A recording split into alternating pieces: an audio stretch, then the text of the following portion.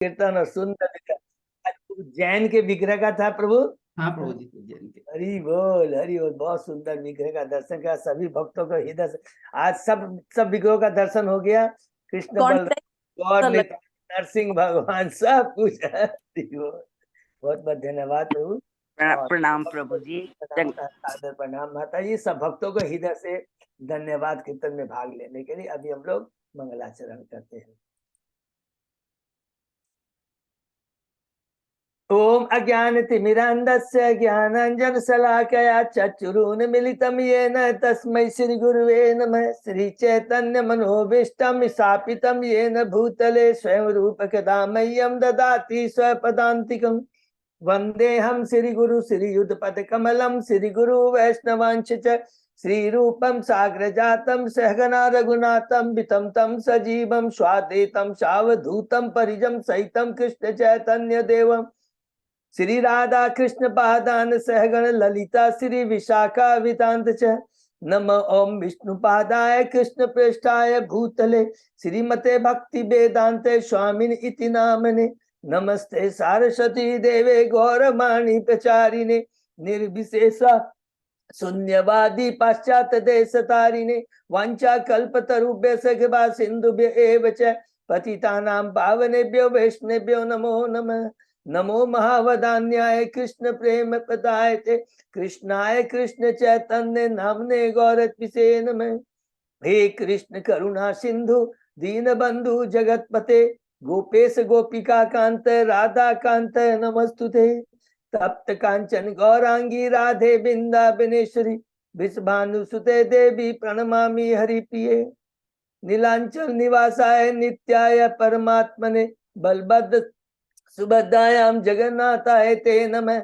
जय श्री कृष्ण चैतन्य प्रभु नित्यानंद श्री अद्वैत गदाधर श्रीवासादि गौर भक्त बिंद मुखम करोति वाचालम पंगु लंघे गिरिम यत्कृपातमहं वंदे श्री गुरुम दीनतारिणम परमानंद माधवम श्री चैतन्य ईश्वरम। हरे कृष्ण कृष्ण कृष्ण हरे हरे हरे राम राम राम हरे हरे। श्री श्री मंगलाचरण की जय। शिला प्रभुपाद की जय। हरे कृष्णा। आज के इस भागवतम चर्चा में सभी भक्तों का हार्दिक स्वागत है। सभी भक्तों के चरणों में मेरा सादर दंडवत प्रणाम है। राधा माधव राधा गोविंद गुरु आचार्य परम वैष्णव की असीम कृपा है हम भक्तों के ऊपर कि हम सब लोग मिल करके आपस में श्रीमद् भागवतम के ऊपर में कई दिनों से चर्चा कर रहे हैं। अभी हम लोग कैंटो 5 के 13वें अध्याय में है। शीर्षक राजा रघुवर तथा जड़ भरत के बीच में और आगे वार्ता। उसके पहले हमने 12 अध्याय कंप्लीट किए हैं। संक्षेप में दोहराते हैं। पहला अध्याय शुरू होता है। शीर्षक है महाराज प्रीवत का चरित्र। उत्तान शांभु मनु के बड़े पुत्र हैं, छोटे पुत्र है उत्तानपाद। और यहाँ पर प्रश्न करते हैं परीक्षित महाराज सुखदेव गोस्वामी से। बहुत सुंदर प्रश्न है। वो कहते हैं कि प्रीवत महाराज तो ने भगवान नारद मुनि से दिव्य ज्ञान प्राप्त किया और दिव्य स्तर पर पहुंच गए थे।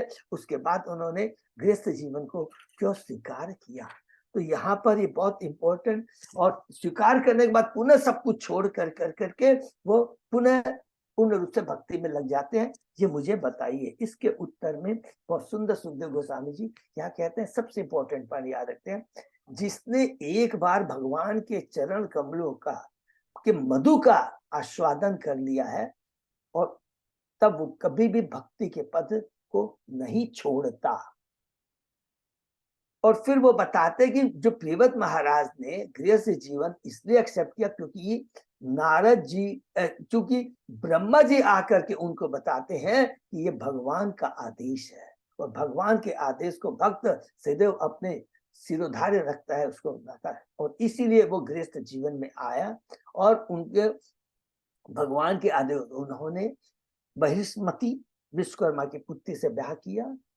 पहली पत्नी से 10 पुत्र है। सबसे बड़े पुत्र है आग्नेयदी। दूसरी पत्नी से 3 उत्तम तामस रेवत जो कि बाद में मनु बने। और उन्होंने अंत में, जीवन के अंत में सब कुछ छोड़ करके पुनः वह भगवान की भक्ति में लग जाते हैं। और उसके पहले हम लोग ने डिटेल में पढ़ा कि किस प्रकार उन्होंने अपने रथ के पहिए से 7 समुद्र 7 द्वीपों का निर्माण किया। दूसरे अध्याय में हम लोग प्रवेश करते हैं। शीर्षक है महाराज अग्निदि का चरित्र, जो कि प्रियव्रत महाशय से बड़े पुत्र हैं। उन्होंने ब्रह्मा जी के आदेश के अनुसार पूर्वचिति अप्सरा से ब्याह किया और 9 पुत्र उत्पन्न हुए। सारे 9 पुत्रों ने मेरु की 9 पुत्रियों से ब्याह किया, जिसमें नाभि सबसे बड़े हैं, याद रखेंगे। अध्याय 3 में राजा नाभि की पत्नी मेरु देवी के गर्भ से ऋषभ भगवान का जन्म। हरि बोल, हरि बोल वैष्णव।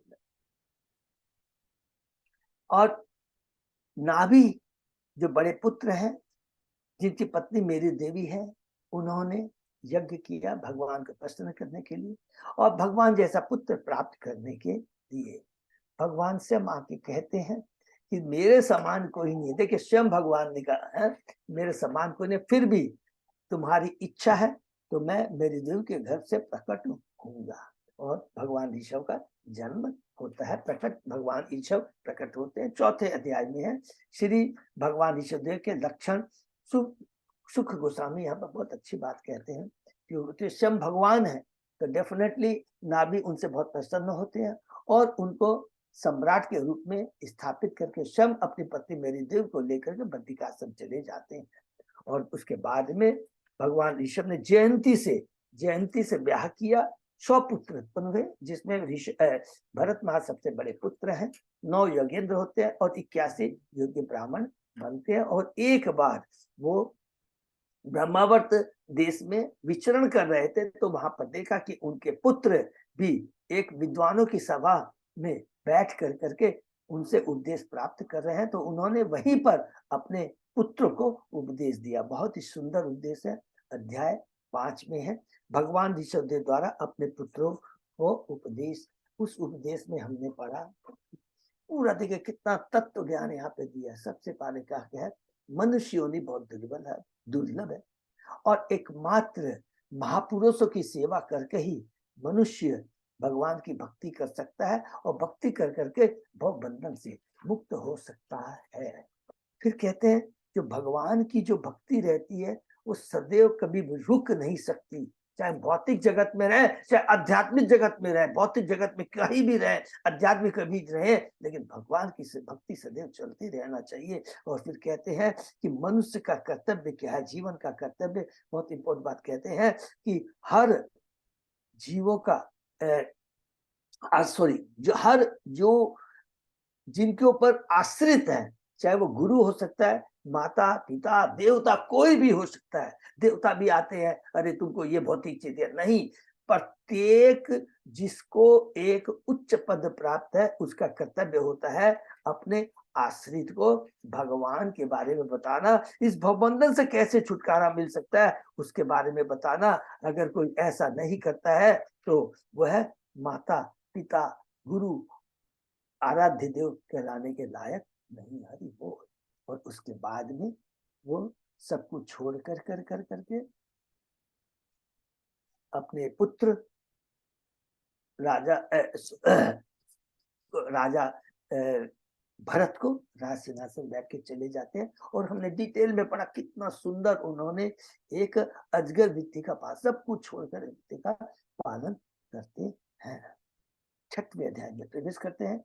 भगवान ऋषभ देव का चरित्र यहाँ पर बहुत इंपॉर्टेंट पहला स्टार्टिंग प्रश्न क्यों किया है सुखदेव परीक्षित महाराज ने। वो कहते हैं पहली चीज तो ये बताते, देखिए इसमें सबसे क्या है, जो भगवान परम पद पे पहुंच जाता है उसमें स्वतः ही कर्म ज्ञान और ध्यान मिश्रित रहते हैं। ये इंपॉर्टेंट चीज है। अर्थात उसमें दिव्य ज्ञान सब कुछ रहता है, आत्मा का ज्ञान रहता है, उसको ये मालूम रहता है अष्ट सिद्धियां योग सिद्धियां उसके अंदर में सुधा प्राप्त रहती है, लेकिन वो योग सिद्धियों का प्रयोग नहीं करता, केवल भगवान की भक्ति से जुड़ता है। क्योंकि भक्ति करने से ही सब कुछ आ जाता है। और भक्ति से जुड़े रहना क्यों जरूरी है, इस बात पर वो कहते हैं कि योग शक्तियों को यूज करने की दरकार नहीं थी, क्योंकि इवन अगर आप खाली योग शक्ति से के प्रति आकृष्ट होते हैं तो उसके पीछे बताते हैं, मन के बारे में बताते हैं, मन कभी भी धोखा दे सकता है। मन के बारे में कहता है कभी भी वो धोखा दे सकता है। बहेलिये का एग्जाम्पल हम लोगों ने पढ़ा था। और उसके बाद में हम आगे देखते हैं कि किस प्रकार ईश्वर भगवान दक्षिणी दिशा में जाते हैं और वहां पर एक जंगल की दावाग्नि में अपने को प्रकट कर देते हैं और एक बताते हैं कि जो नया जो धर्म प्रणाली, जैन धर्म प्रणाली कहाँ से उत्पन्न हुई, उद्भव हुई, कि दक्षिण दिशा के राजा अर्हत तथा जिन्होंने भगवान ऋषभ के के आदर्शों उपदेशों को उसने जीवन में न उतार कर उनके आचरणों का अनुकरण कर कर कर करके वेद के विरुद्ध एक नई धर्म पद्धति स्टार्ट की, जो हमने बताया, जिसे जैन धर्म कहते हैं। उसके बाद में हम, और तब से ही जैन धर्म का आविष्कार हुआ, ये याद रखेंगे। 7वें अध्याय में हम लोग प्रवेश करते हैं। राजा भरत का चरित्र। जब राज सिंहासन में राजा भरत बैठते हैं, उन्होंने विश्व रूप की कन्या पंचजनी से ब्याह किया, 5 पुत्र हुए और वो भी अपने प्रजा के प्रति बड़े कृपालु थे। 1 करोड़ वर्षों तक शासन किया और अंत में वो पुलाश्रम चले जाते हैं, हरिद्वार के पास में सब कुछ छोड़ कर करके दिव्य पद को प्राप्त किया। कौन सा पद प्राप्त किया यार? भाव के स्टेज पर पहुंच जाते हैं। देखिए ये बहुत इंपॉर्टेंट चीज है जाना, ये भाव के स्टेज में वो पहुंच जाते हैं। 8वें अध्याय में प्रवेश करते हैं। शीर्षक है राजा भरत के चरित्र का वर्णन, जिसमें हमने पढ़ा कि राजा भरत किस प्रकार जब कुलाश्रम में चले जाते हैं, भगवान की भक्ति करते हैं, लेकिन दुर्भाग्यवश वो एक मृग के प्रति आश्रित हो जाते हैं और उसके चलते उनकी सदैव उसका ध्यान करते रहते हैं, सब कुछ भक्ति को छोड़ देते हैं, ऑलमोस्ट भक्ति खत्म हो जाती है।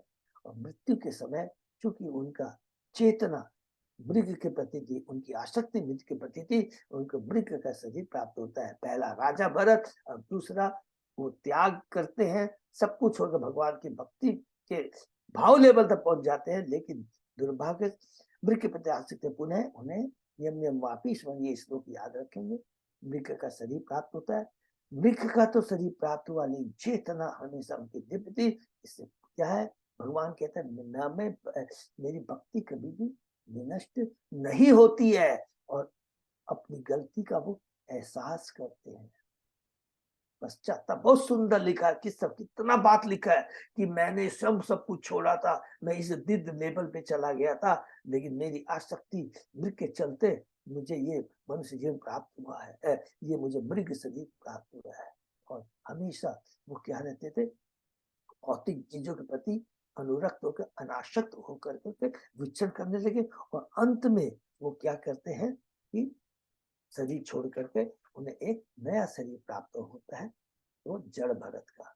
और इस अध्याय में एक ही सबसे इंपॉर्टेंट चीज जो बताते हैं, जो कि हमें बार बार याद करना है, तो क्या बताते हैं, प्रभुपाद जी तात्पर्य में बताते, इतनी इंपॉर्टेंट बात है, अपनी आध्यात्मिक कार्यों को, भक्ति को छोड़कर किसी की दूसरे की शारीरिक अवस्था को सुधारने का प्रयत्न नहीं करना चाहिए, नहीं तो हम स्वयं ही दुर्गति को प्राप्त होंगे। ये बहुत सबसे इम्पोर्टेंट, पूरा एकदम इस अध्याय का पूरा तात्पर्य सारांश यही है। 9वें अध्याय में प्रवेश करते हैं। जड़ भरत। हरे कृष्णा प्रभु जी। हाँ माता जी। प्रभु जी, ऋषभ देव के पुत्र थे भरत महाराज, तो वो जैन धर्म का नहीं किए क्या आचरण? नहीं नहीं नहीं नहीं नहीं नहीं, वही तो बताया। इसलिए बहुत ये कट्टर, ये चीज को समझ जाना बहुत जरूरी। हम लोग देखिए बार बार यही रिपीट कर रहे हैं। सब लोग कहते हैं ऋषभ भगवान ने क्या, ये बहुत बड़ा गलत धारणा है और माने ये प्रचार है, बोलना है। ऋषभ भगवान तो दिव्य पुरुष थे, वो तो स्वयं भगवान थे। उन्होंने अजगर वृत्ति का उन्होंने क्या किया था, 2 मिनट देंगे चूंकि माता जी आपका ये प्रश्न है।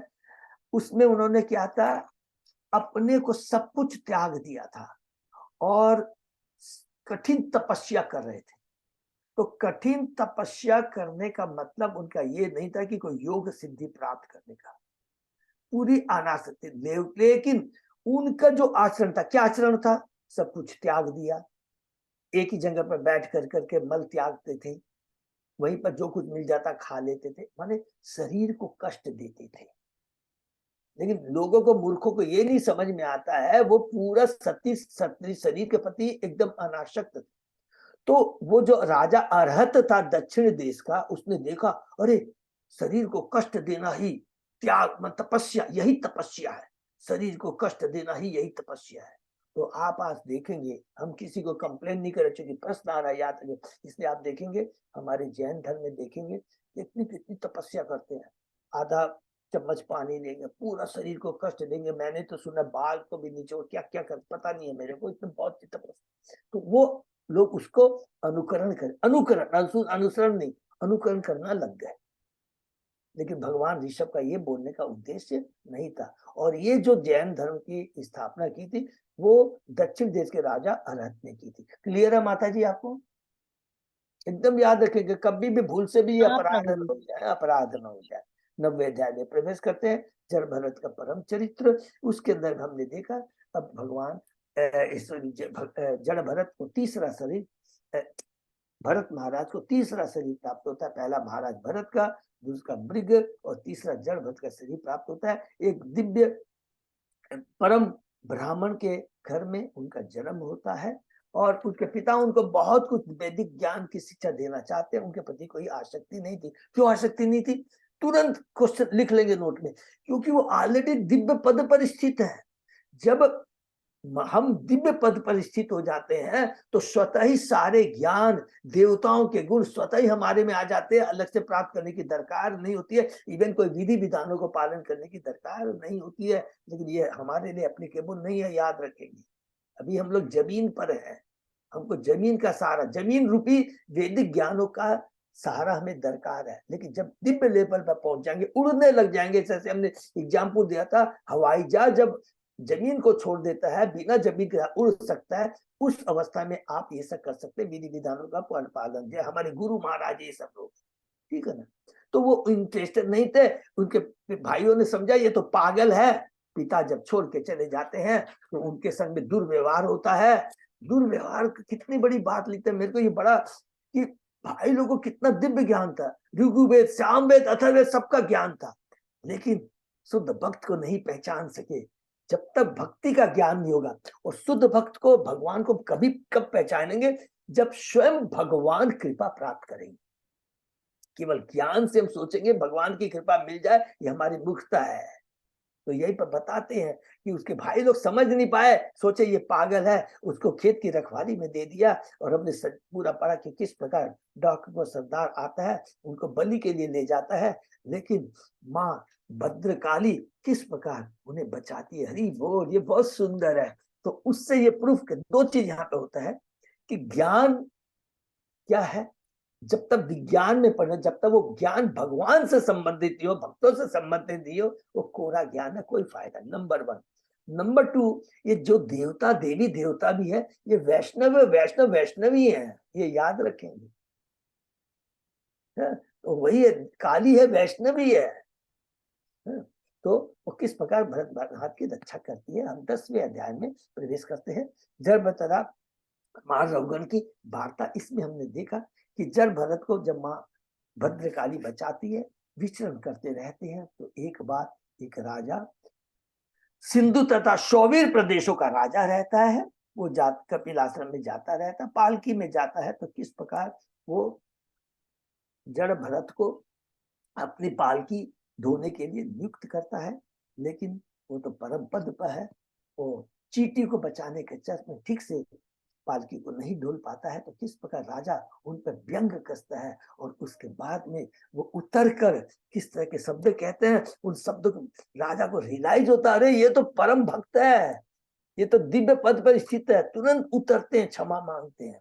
तो यहाँ पर एक इंपॉर्टेंट शिक्षा रिपीट करते जाएंगे, जो भगवान का भक्त होता है उनसे गलतियां हो सकती है, माया का प्रभाव आ सकता है, लेकिन जैसे ही उसको अपनी गलती का रियलाइज होगा ही, 100 स्वयं भगवान करवाते हैं गलती का रियलाइज। जब होता है तो तुरंत वो क्षमा मांग लेता है, और उस क्षमा में वो कितने सुंदर वर्ड यूज करता है, उसको हमेशा बोल्ड अक्षरों में नोट करके रखेंगे कि मैं न तो इंद्र के वज्र से डरता हूँ, शिव के त्रिशूल से डरता हूँ, यमराज के दंड से डरता हूँ, लेकिन वैष्णव अपराध से मैं बहुत डरता हूँ, हरि बोल।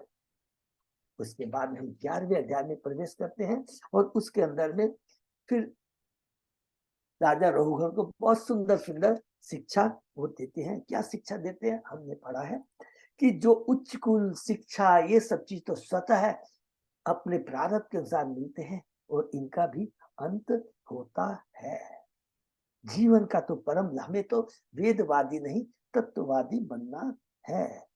जो कर्मी होते हैं, जो ज्ञानी होते हैं, जो ध्यानी होते हैं, उस सब में अपना स्वार्थ होता है और वो भौतिक दृष्टि होती है। एकमात्र क्या है? भगवान के चरणों में अपने मन को लगाना है और भगवान के चरणों को अपने मन को लगाकर ही हम मन को बस में कर सकते हैं। यदि हम कृष्ण के चरणों में अनुरक्त रहते, अपने मन को रखते हैं, स्वतः ही सारी इंद्रियां ईश्वर की सेवा में लग जाती है।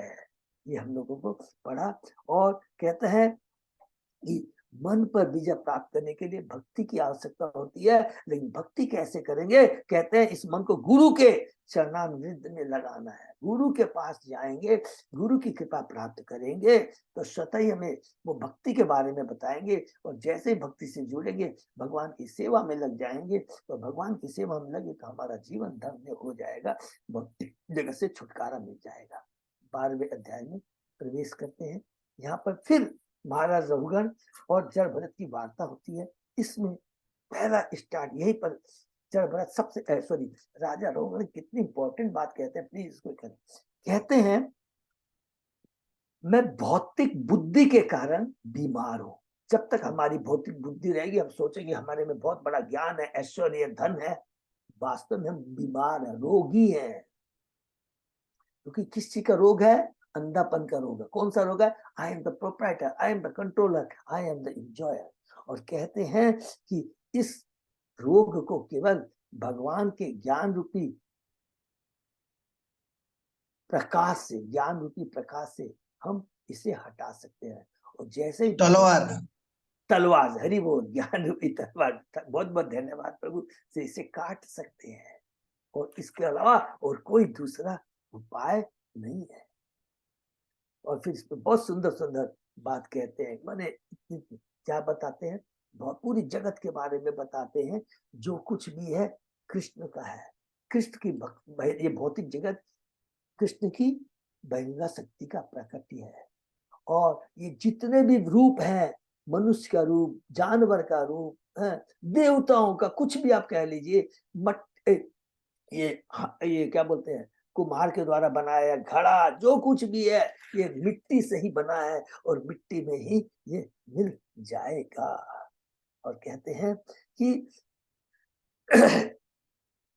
जब हम, बहुत सुंदर बात कहते हैं, जब हम समझ लेंगे कि कृष्ण, सब कुछ कृष्ण का ही है और सर्व कारण कृष्ण ही है, अर्थात भगवान कृष्ण के बिना कोई भी चीज का अस्तित्व नहीं है, ये तो फिर और कुछ जानने की आवश्यकता नहीं रह जाएगी। हरि बोल।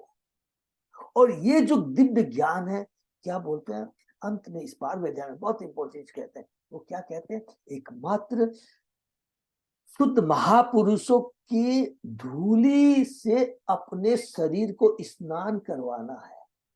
और यदि हम अगर कर लेंगे तो हमारा जीवन हो जाएगा। हमें यदि हम सोचेंगे ब्रह्मचर्य का पालन करेंगे, वानप्रस्थ का पालन करेंगे, विधि विधानों का पालन करेंगे, ग्रीष्म ऋतु में हम धूप में खड़े रहेंगे, जाड़े में समुद्र ठंडे जल में रहेंगे, कुछ आनी जानी नहीं।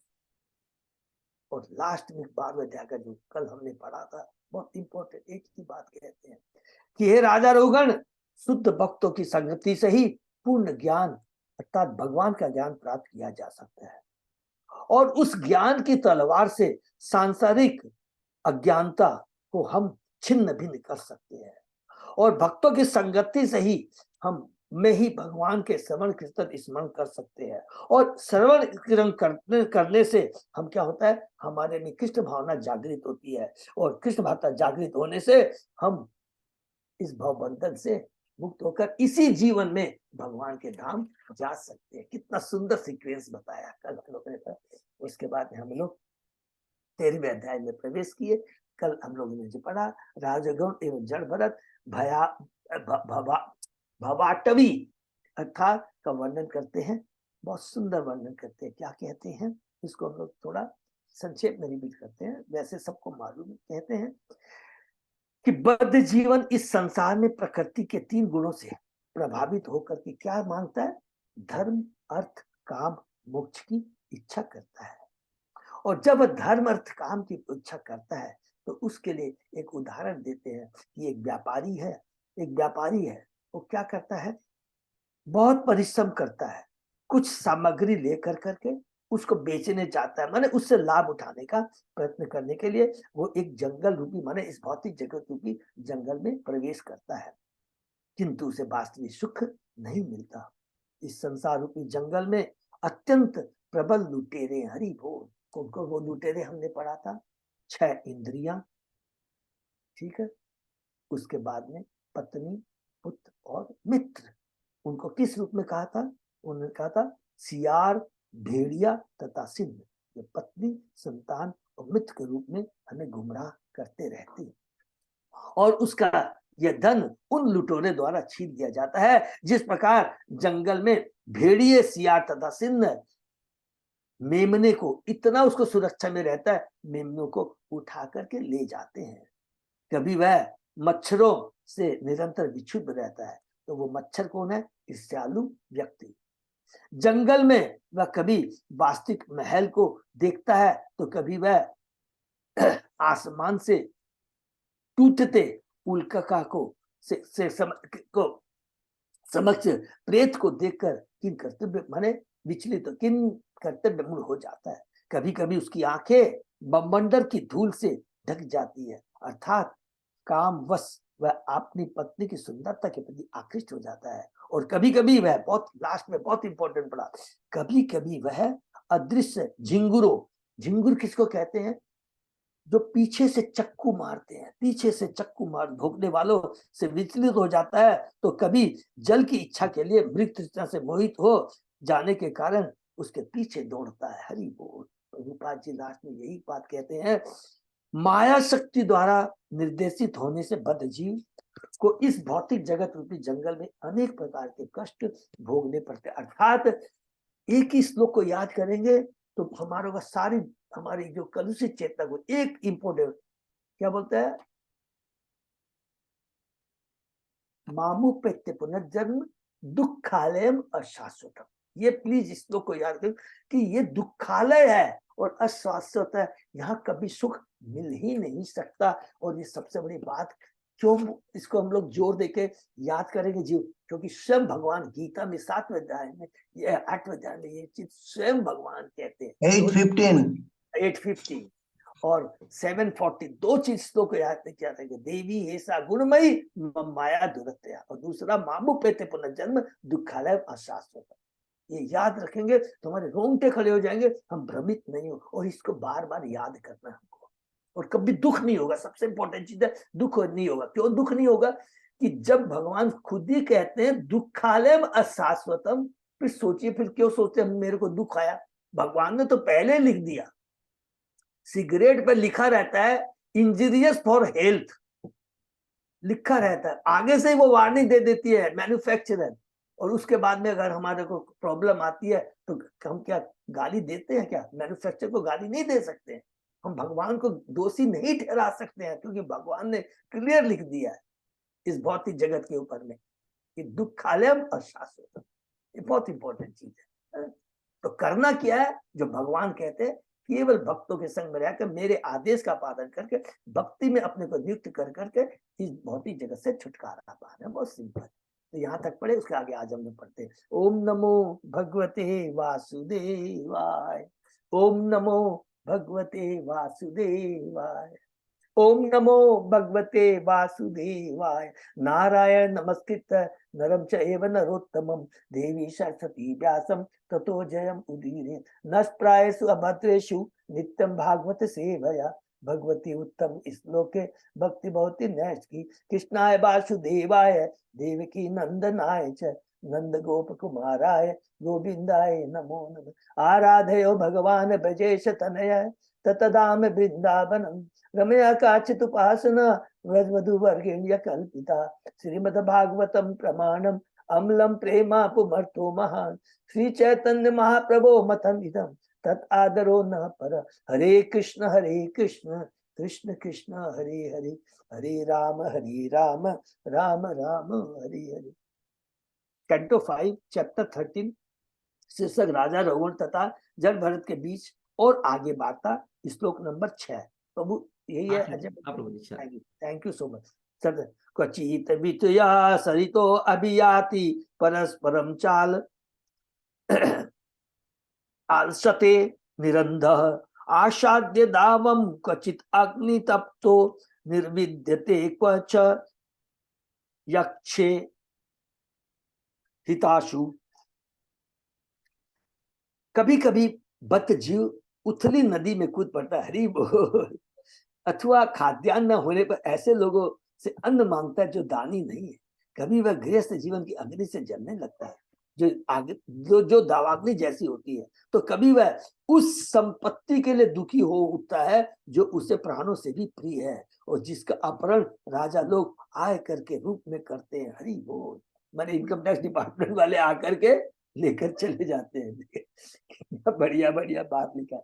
सूर्य की झुलसती धूप में रहने से मनुष्य कभी कभी नदी में कूद कर विश्रांति प्राप्त करता है, किंतु यदि नदी शुष्क प्राय हो तो पानी उतला हो तो कूदने वाले की हड्डियां चूर चूर रहती है। माथा धम कर करके जाके नीचे लगता है। उसको मालूम नहीं है कि जल की गहराई बहुत थोड़ी सी है, उसको मालूम नहीं रहा। वो सोचता है जल बहुत गहरा है, मैं आराम से कूदूंगा और तैरूंगा, लेकिन जैसे ही कूदता है माथा टकराता है पत्थर से और हड्डियां माथा चूर चूर हो जाता है, हड्डियां चूर चूर हो जाती है। इसी प्रकार से बद्धजीव निरंतर कष्टों का अनुभव करता रहता है। कभी अपने मित्रों से सहायता प्राप्त करने के उसके प्रयास सुखी नदी में कूदने के समान फलित होते हैं। ऐसे प्रयासों से कोई लाभ नहीं होता, केवल उसकी हड्डियां टूटती है।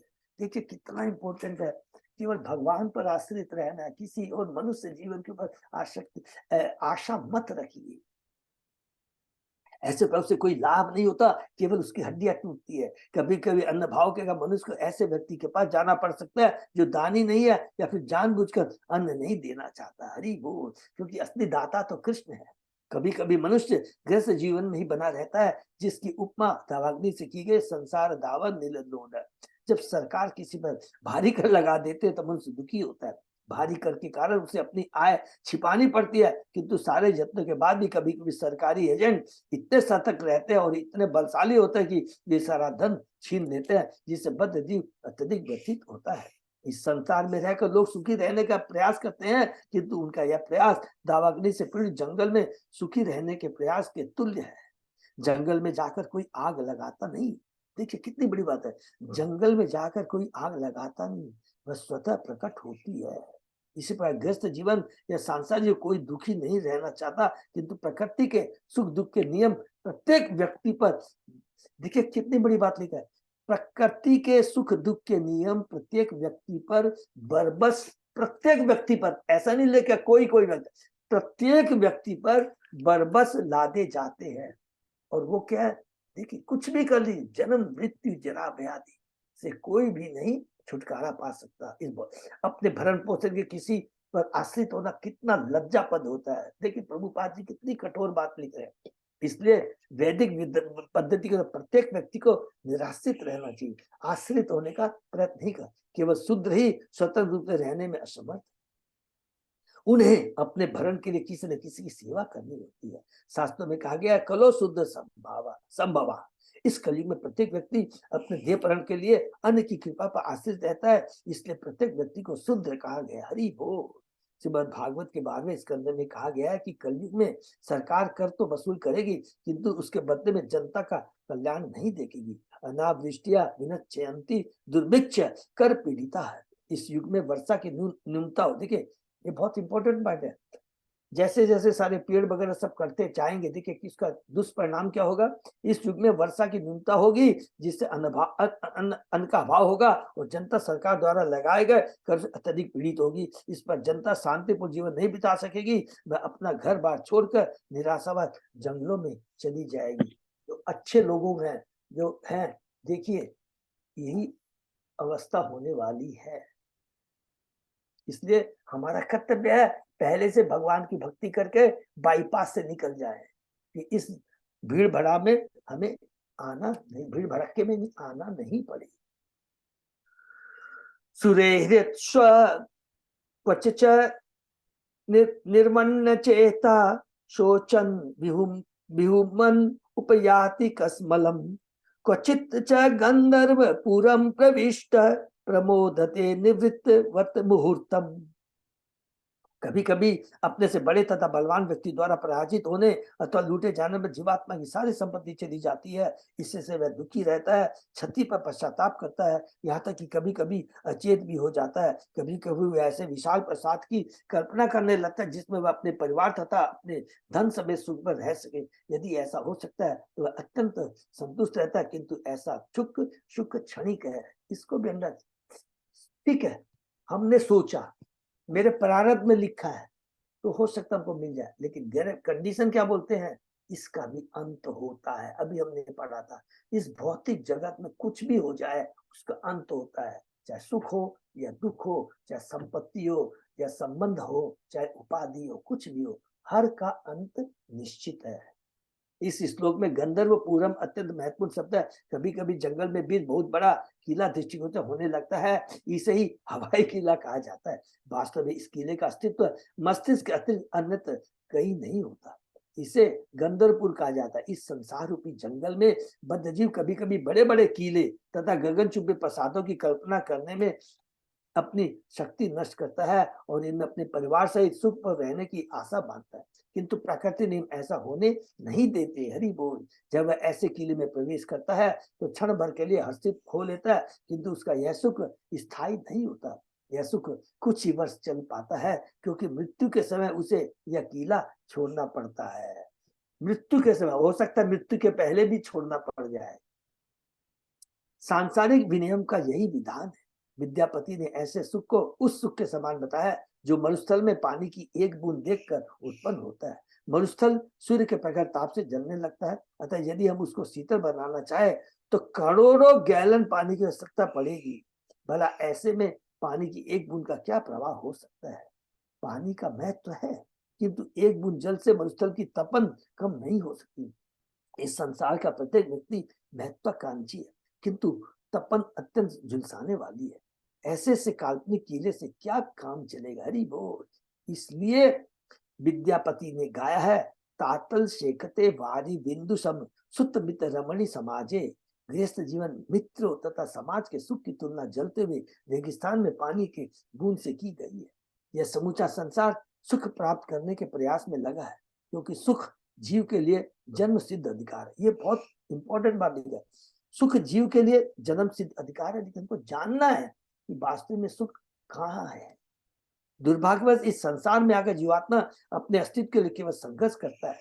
यदि कुछ काल के लिए वह सुखी हो भी जाता है तो उसका प्रबल शत्रु उस सर्वस्व लूट लेता है। ऐसे अनेक उदाहरण है। इसमें बड़े बड़े व्यापारी सहसा दिवालिये बन जाते हैं, तो भी संसार की प्रकृति ऐसी है कि मूढ़ लोग इसके प्रति आकृष्ट होकर आत्म साक्षात्कार को भूल जाते हैं। हरि बोल।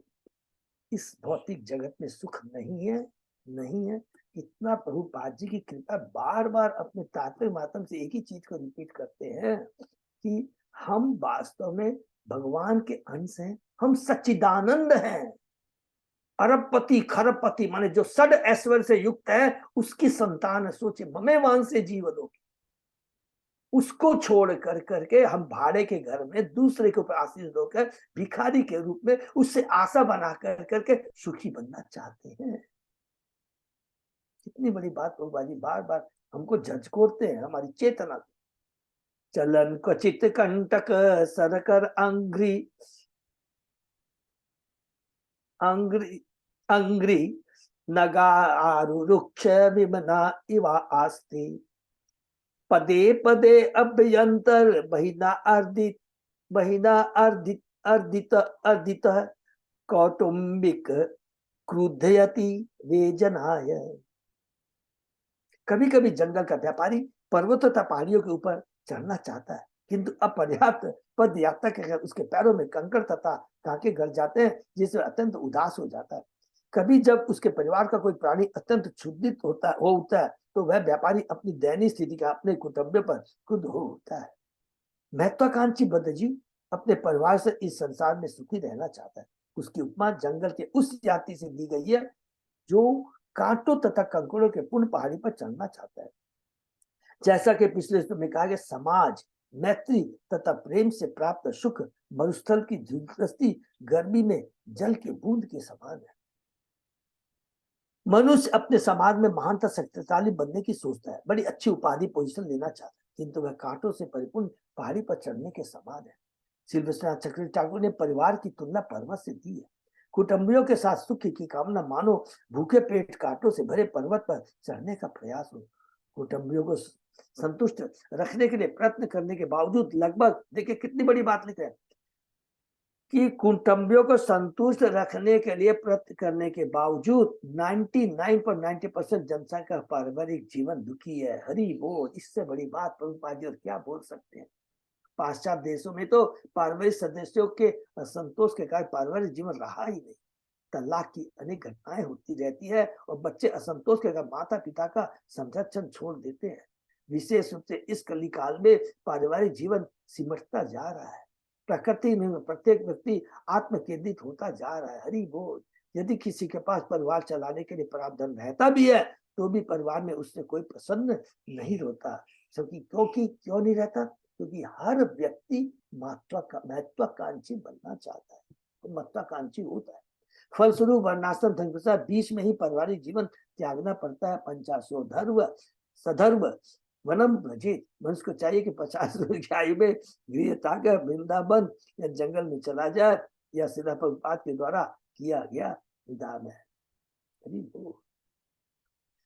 तत् साधु मन्ये असुवर्य देहिनाम सदा समुदिग्न धियाम अशत ग्रहात हित्वा आत्मपातम गृह अंधकूपम वनम गतो यत हरिम आश्रयेत। हरि बोल। कौन सा है ये? बहुत इंपॉर्टेंट अध्याय में पढ़ेंगे। ये प्रहलाद महाराज हैं। प्रहलाद महाराज जंगल जंगल घूमने में कोई हित नहीं। मनुष्य को चाहिए कि वह वृंदावन जाकर गोविंद की शरण, हरि बोल, इससे वह सुखी बनेगा। अतः कृष्ण भावना आंदोलन संघ एक कृष्ण बलराम का मंदिर बनवा रहा है। हरि बोल। जिसमें अपने सदस्यों तथा भाई लोगों को बुलाकर शांत भारत में रहकर जीवन बिताने के लिए व्यवस्था होगी। ये तो प्रभुपाद जी जब ये लिख रहे थे उस समय का। अभी तो बहुत सुंदर हमारा मंदिर है वृंदावन में। इससे दिव्य लोक तक उठने और श्री भगवान के धाम को जाने में सहायता मिलेगी। इस श्लोक में एक अन्य वाक्य भी महत्वपूर्ण है। कौटुंबिक क्रुद्धति वे जनाए। जब मनुष्य का मन अनेक प्रकार से विस्तृत रहता है तो अपनी पत्नी तथा बच्चों पर क्रोध जताकर अपने आप को तुष्ट करता है। पत्नी तथा बच्चे स्वभावतः पिता पर आश्रित रहते हैं, किंतु पिता परिवार का ठीक से पालन न करने के कारण मानसिक रूप से दुखी रहता है। अतः वह बिताई स्वजनों को डांटता है। जैसा कि भागवत में कहा गया, आच्छिन्न दार द्रविना या शियंती गिरी काननन। पारिवारिक जीवन से त्रस्त होकर मनुष्य विवाह विच्छेद द्वारा या अन्य साधनों से परिवार से अपना संबंध विच्छेद कर देता है। यदि विच्छेद करना है तो हंसी खुशी से क्यों नहीं करते? हरि बोल। नियम पूर्वक विच्छेद बलात् विच्छेद से अच्छा होता है।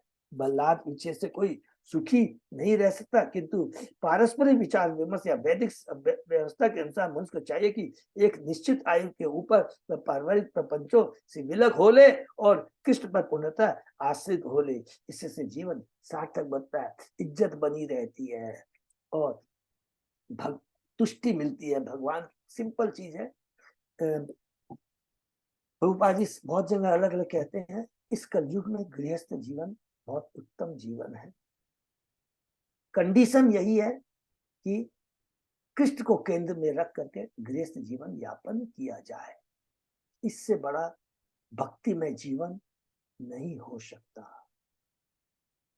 क्वचित क्वचित निगृण अजगराहिना जनो नावेति किंचित विपिने अपविद्ध दष्टस्म सेते क्वच दंदशूके रंदो अंधकूपे पतित तमिश्री। कभी कभी इस भौतिक जगत में बद्ध जीवों को अजगर निकल लेते हैं। ऐसी अवस्था में वह चेतना तथा ज्ञान शून्य होकर मृत मृत व्यक्ति तुल्य, ऐसी अवस्था में वह चेतना तथा ज्ञान शून्य होकर मृत व्यक्ति तुल्य जंगल में पड़ा रहता है। कभी कभी अन्य सर्प भी आकर काट लेते हैं। हरि बोल। अचेतन होने के कारण वह नारकी जीवन के अंधे कूप में गिर जाता है, जहां से बचकर निकल पाने की कोई आशा नहीं रहती है। जब कोई व्यक्ति सांप के काटे जाने से बेहोश हो जाता है तो उसे यह नहीं पता चलता कि बाहर क्या हो रहा है। यह बेहोशी की अवस्था गाढ़ निंदा की अवस्था है। इसी पर बद्धजीव वस्तुतः माया की गोद में सो रहा है। भक्ति विनोद ठाकुर का गीत को तो निद्रा जाओ माया पिशाचिर कोले। हे जीवात्मा, तुम इस तरह माया की गोद में कब तक सोते रहोगे? मनुष्य को यह पता ही नहीं पाता कि वे संसार में वास्तव में सो रहे हैं और उन्हें आध्यात्मिक का कोई ज्ञान नहीं रहता। अतः चेतन महाप्रभु कहते हैं, एनेची औषधि माया नाशिवार लागी, हरि नाम महामंत्र लहो तुम्ही मांगी। हरि को मैं प्रत्येक जीव को चीर निद्रा से जगाने की औषधि लाया हूँ। आप ईश्वर का पवित्र नाम हरे कृष्ण महामंत्र को पाकर जगे। कठोर उपनिषद का भी कथन है, उत्तिष्ठ जागृत प्राय वरानी बोधता है। ये जीवात्मा, तुम इस संसार में सो रहे हो, उठो और मनुष्य जीवन का लाभ उठाओ। इसको भी अंडरलाइन करेंगे, और मनुष्य जीवन का लाभ उठाओ। सुप्त दशा का अर्थ है तुम इस संसार में सो रहे हो, उठो जीवन का लाभ उठाओ। सुप्त दशा का अर्थ है ज्ञान की हानि। भगवद गीता में भी कहा गया, या निशा सर्वभूतानां तस्याम जागृति शनि। जो सब जीवों के लिए रात्रि है, वही शनि पुरुष के लिए जगने का समय। हरि बोल। यहाँ तक कि स्वर्ग लोक में प्रत्येक प्राणी माया के वश में है, सुप्त अवस्था में है। कोई भी जीवन के वास्तविक मूल्य में रुचि नहीं रखता। सुप्त अवस्था, जिसे काल सर्प कहा गया है, बद्ध जीव को अविद्या में रखती है, जिससे शुद्ध चेतना जाती रहती है। जंगल में अनेक अंध कुएं होते हैं, और यदि कोई इनमें से किसी एक में गिर जाए तो फिर उसमें उभरने की कोई आशा नहीं रहती। सुप्तावस्था में कुछ पशु, विशेष रूप से सर्प, मनुष्य को निरंतर काटते रहते हैं। हरि बोल। तो इस भौतिक जगत में कोई सुख नहीं है। प्रभु यहाँ पर जड़ भरत राजा रघुगर को बता रहे हैं। करिश्म चित्त शुद्र रसान विचिन्वन तत् मक्षिका भी व्यथितो विमान तत्रातिकृच्छात प्रतिलब्धमानो बलात् विलुम्पन्ति अततम तत्वन्य। कभी कभी थोड़े से रति सुख के लिए मनुष्य चरित्रहीन स्त्री की खोज करता रहता है। इस प्रयास में उस स्त्री के संबंधियों द्वारा उसका अपमान एवं प्रताड़न होता है। यह वैसा ही है जैसे कि मधुमक्खी के छत्ते से शहद निकालते समय मक्खियां आक्रमण कर दे। कभी कभी प्रचुर धन व्यय करने पर उसे कुछ अधिक इंद्रिय भोग के लिए दूसरी स्त्री प्राप्त हो सकती, किंतु दुर्भाग्यवश इंद्र सुख की सामग्री रूप वह स्त्री चली जाती है अथवा अन्य कामी द्वारा अपहरण कर ली जाती है। हरि बोल। बड़े बड़े जंगलों में मधुमक्खी के छत्ते पाए जाते हैं। प्राय लोग वहां जाकर छत्तों से मधु एकत्रित करते हैं। कभी कभी मक्खियां आक्रमण करके उन्हें दंडित भी करती है। मनुष्य समाज में जो लोग कृष्ण भावना भावित नहीं है, वे भौतिक जीवन के जंगल में विषय जीवन के मधु के लोभ के कारण रहते हैं। ऐसे कामी पुरुष कभी भी एक पत्नी से संतुष्ट नहीं होते। उन्हें अनेक स्त्रियां चाहिए। प्रतिदिन वे अत्यंत कठिनाई से ऐसी स्त्रियां प्राप्त करते हैं, और इस प्रकार का मधु चखने के प्रयास में उन पर कभी कभी उस स्त्री के परिजनों का प्रहार भी हो जाता है और बड़ी ताड़ना पड़ती है। भले ही घूस देकर भोग के लिए कोई अन्य स्त्री पाले, किंतु दूसरा कामी उसका अपहरण कर सकता है। भौतिक संसार रूपी जंगल में इस प्रकार का स्त्री विज्ञा चलता रहता है, जो कभी वैध होता है तो कभी अवैध। फलतः इस कृष्ण आंदोलन में भक्तों के लिए अवैध स्त्री पुरुष संग वर्जित है। इससे वे अनेक विपत्तियों से बचे रहते हैं। हरि बोल। मनुष्य को चाहिए कि वह अपनी विवाहिता पत्नी से तुष्ट रहे। वह अपने विषयों की तृप्ति अपनी पत्नी से कर सकता है। इससे समाज में कुव्यवस्था भी नहीं उत्पन्न होगी। क्वचित चैसिताप्त पताव वर्ष प्रतिक्रिया कर्तुम अनीश आस्ते।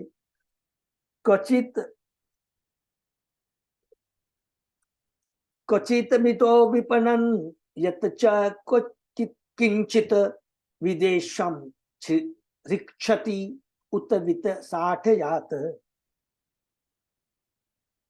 कभी कभी जीवात्मा ठंड, कड़ी गर्मी, तेज हवा अधिक वर्षा इत्यादि प्राकृतिक उत्पातों का सामना करने में लगा रहता है, किंतु जब वह ऐसा नहीं कर पाता तो अत्यंत दुखी होता है। कभी कभी वह एक के बाद एक व्यावसायिक लेन देन में ठगा जाता है। इस प्रकार ठगे जाने पर जीवात्मा एक दूसरे से शत्रुता ठान लेती है। यह जीवन संघर्ष का उदाहरण है, जिसमें भौतिक प्रकृति के घातों का सामना किया जाता है। इससे समाज में शत्रुता उत्पन्न होती है। फलस्वरूप समाज ईर्ष्यालु पुरुषों से भर जाता है। एक व्यक्ति दूसरे से ईर्ष्या करता है, यही संसार की रीति है। कृष्ण भक्त आंदोलन प्रेम का वातावरण उत्पन्न करना चाहता है। निसंदेह यह सबके लिए संभव नहीं कि कृष्ण भावना हो, किंतु कृष्ण भावना में आंदोलन ऐसे आदर्श समाज की सृष्टि कर सकता है जो देश रहित हो। हरि बोल।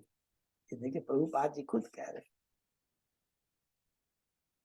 क्वचित क्वचित छिन्न धन तु तस्मिन् शय्या आसन स्थान विहारहीन याचन परात अप्रतिलब्ध काम पारक्य दृष्टि लभते अवमानम। संसार के जंगली मार्ग में कभी कभी व्यक्ति धनी हो जाता है, जिसके कारण उसके पास न तो समुचित घर बिस्तर या बैठने का स्थान होता है, न ही समुचित पारिवारिक भोगी उपलब्ध हो पाता है। अतः वह अन्यों से धन मांगता है, किंतु जब मांगने पर भी उसकी इच्छा अपूर्ण रहती है तो वह या तो उधार लेता है या फिर अन्यों की संपत्ति चुराता है। इससे वह समाज में अपमानित होता है। इस संसार में भीख मांगने, उधार लेने या चुराने के सिद्धांत अत्यंत उपयुक्त है। जब किसी को आवश्यकता पड़ती है तो वह मांगता, उधार लेता या फिर चोरी करता है। यदि मांगने से काम नहीं चलता तो उधार लेता है। यदि उधार अदा नहीं कर पाता तो वह चोरी करता है, और जब पकड़ा जाता है तो उसका मान किया जाता है। यह इस संसार का नियम है। कोई भी ईमानदारी से जीवित नहीं रह सकता। अतः मनुष्य छल करके, मांग करके, उधार ले करके या चोरी करके अपनी तृप्ति करना चाहता है। इससे इस संसार में कोई भी शांतिपूर्वक नहीं रह सकता। ये बहुत सिंपल लेकिन कितनी गहरी बातें हैं, इसको प्रोभाते हैं। अन्योन्य वित्त व्यति संग वृद्ध वैरानुबंधो विवहन मिथ च अध्वनि अमुस्मिन उरुकृच्छ वितबाधो उपसर्गे विहरन विपन्न। आर्थिक लेन देन के कारण संबंध में कटुता उत्पन्न होती है, जिसका अंत शत्रुता में होता है। ये बहुत इंपॉर्टेंट बात प्रभुपाद जी देखिए, सॉरी अनुवाद में लिखा हुआ है। कभी पति पत्नी भौतिक उन्नति के मार्ग पर अग्रसर होते हैं और अपने संबंध बनाए रखने के लिए वे कठोर श्रम करते हैं, तो कभी धनाभाव अथवा रुग्ण दशा के कारण अत्यधिक चिंतित रहकर मरणासन हो जाते हैं। इस संसार में मनुष्यों तथा समाजों, यहाँ तक कि राष्ट्रों के बीच अनेक प्रकार के पारस्परिक लेन देन चलते हैं, किंतु इनका अंत दोनों पक्षों की शत्रुता में होता है। इसी प्रकार विवाह संबंध में आर्थिक लेन देन के कारण घातक परिस्थितियां उत्पन्न हो जाती है। इससे मनुष्य या तो बीमार पड़ जाता है या आर्थिक रूप से चिंतित रहने लगता है। आधुनिक युग में अधिकांश देशों का आर्थिक विकास हुआ, किंतु व्यापारिक लेन देन के कारण संबंधों में तनाव आया। अंत में राष्ट्रों के बीच युद्ध छिड़ जाता है। इस उथल पुथल से समूचे विश्व का विनाश होता है और लोगों को अत्यधिक कष्ट उठाना पड़ता है। तो वो यहीं पर विराम देते हैं। अजय प्रताप हाँ प्रभु जी। क्योंकि ये देखिए, इस पर हम लोग ने आज जो डिस्कशन किया, everybody we have come across, इस तरह की सिचुएशन में हम बद्धजीव आते हैं।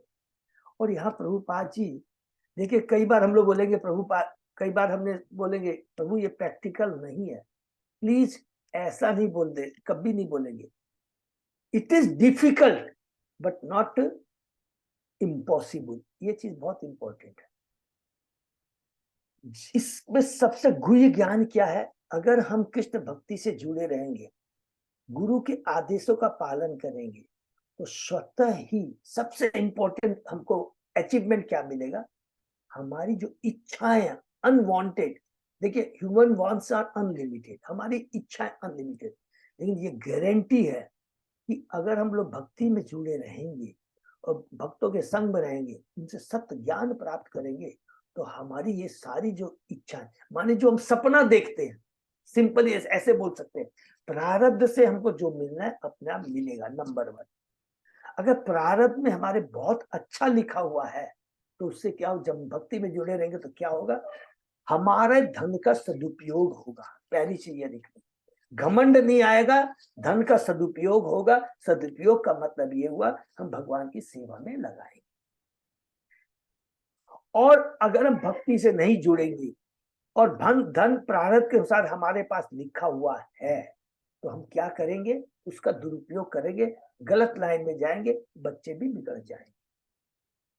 एक समय ऐसा कि कभी भी धन हो सकता है कि हमारी 50 साल की आयु है, 25 साल तक लिखा, उसके बाद में हो सकता है कि वो धन चला भी जा सकता है। और उस लेवल में क्या होता है, अगर हम अपने खर्चों को इस लेवल तक बढ़ा लेते हैं कि नहीं इतना तो हमको चाहिए, उस केस में क्या होगा, हम लोग डिसऑनेस्ट हो जाते हैं। कभी उधार मांगेंगे, उधार भी मिल गया, उससे भी तुष्टि नहीं हो रही है। अब उधार वापस देने का समय आ गया तो फिर दूसरा उधार लेंगे, फिर वो अगर नहीं हो पाता है तो फिर हम चोरी करेंगे, चोरी करते हुए पकड़े जाएंगे। तो सब बात ही, तो ये जीवन के बारे में कितना प्रभुपाद जानते हैं हम लोग, लेकिन इस कटु सत्यता को प्रभुपाद जी नहीं इस श्लोक में स्वयं भरत महाराज ने रघुगण को बता रहे हैं, और प्रभुपाद जी तात्पर्य में डिटेल में बता रहे हैं इस चीज को। तो यही हम लोग का एक आज की ये शिक्षा है, जो कृष्ण की कृपा से मिल जाए उसमें संतुष्ट रहने का प्रयत्न करना चाहिए, नंबर 1। और भक्ति करते रहना चाहिए। वो ऐसी रामबाण दवा है जो हमारी चेतना को सही जगह पे रखेगी। अदरवाइज आप अभक्त से मिल जाइए, आपको प्रभोग कर देगा और आपको गलत रास्ते पर ले जाएगा। वो अभक्त कई तरह का, जो गलत पथ में होता है, जो गलत सलाह भी देता है। कोई प्रॉब्लम नहीं होता, खाओ पियो मौज उड़ाओ, फल किसने देखा है, वो आपको मति को नष्ट कर देगा। तो ऐसे लोगों से मैं दूर रहना। हरे कृष्णा। तो यहाँ पर किसी का कोई प्रश्न है तो पूछ सकते हैं, अदरवाइज बहुत सिंपल है। लेकिन ये जीवन की कटु सत्यता को यहाँ पर जब भरत ने उजागर किया है रघुवर के सामने, जो कि हमारे लिए बहुत बड़ी शिक्षा है। हरे कृष्णा। अजय पदार प्रभु, हाँ कोई प्रभु। अनाउंसमेंट है प्रभु? नहीं प्रभु जी, अनाउंसमेंट नहीं है तो ठीक है, हम लोग यही विराम देते हैं और बस वही रिपीट करते हैं जो कि अनफॉर्चुनेटली अभी से संगीता राधा देवी दासी माता जी वापस नहीं आ पाई, तो बिकॉज ऑफ सम प्रॉब्लम। सबने सुना भी होगा कि मद्रास में बहुत कल तूफान वगैरह काफी आया है, तो सारी फ्लाइट ये सब डिसऑर्डर हो गई है। तो वो आ जाएंगे तो मैं उनसे कल बात करके परसों बता दूंगा। और कल अनफॉर्चुनेटली क्लास नहीं कर पाएंगे प्रभु अजय पदा, मैं आपको बोलना भूल अच्छा गया। कल क्या? हाँ, बिल्कुल आई विल बी ट्रेवलिंग इस टाइम है, इस टाइम में 7 से 9 आज एक दिन ठीक है के प्रभु। शाम को वापस। ठीक है, हरे कृष्णा। हरे कृष्ण। सभी को बहुत बहुत धन्यवाद। आज का क्लास यहीं विराम देते हैं, फिर परसों सुबह 7 बजे। जी वो